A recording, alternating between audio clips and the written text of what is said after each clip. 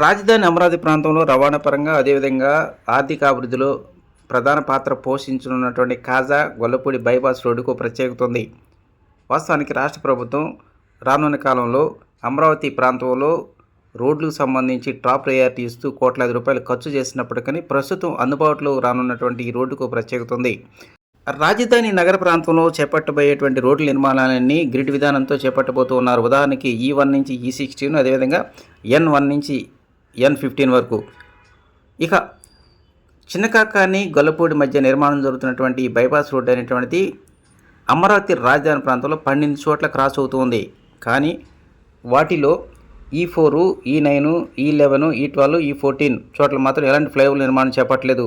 దీంతో భవిష్యత్తులో పెరిగేటువంటి ట్రాఫిక్ రద్దీని దృష్టిలో పెట్టుకొని రాష్ట్ర ప్రభుత్వం ముందస్తు అప్రమత్తమై తక్షణమే ఈ నెంబర్లకు కూడా ఫ్లైఓవర్ నిర్మాణం చేపట్టాలని NHAI అధికారులు డిమాండ్ చేసింది.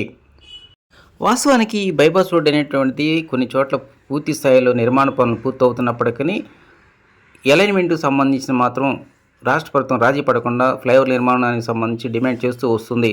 దీంతోనే ఈ NHAI అధికారులు మాత్రం రాష్ట్ర ప్రభుత్వం యొక్క డిమాండ్ని దృష్టిలో పెట్టుకొని మార్పులు చేయడానికి అంగీకారం తెలిపినట్టు సమాచారం. మంగళగిరి నగర పరిధిలోని నిడమర్ రోడ్డు గుండా ఈ బైపాస్ రోడ్డు అనేది క్రాస్ అవుతుంది. ఇతర చోట్లలాగానే ఇక్కడ కూడా మొదట్లో హైవే నామ్స్కి అనుగుణంగానే అండర్పాస్ నిర్మాణం చేపట్టారు.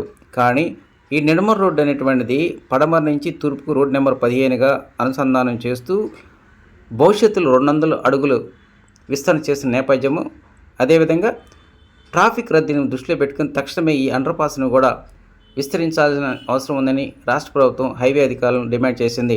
దీంతోనే మొదట్లో ఉన్నటువంటి ఈ యొక్క హైవే అండర్పాస్ను ఉత్తర దక్షిణాలు అటు 10 మీటర్లు ఇటు 10 మీటర్లు విస్తరణ చేస్తూ నిర్మాణ పనులు చేపట్టారు.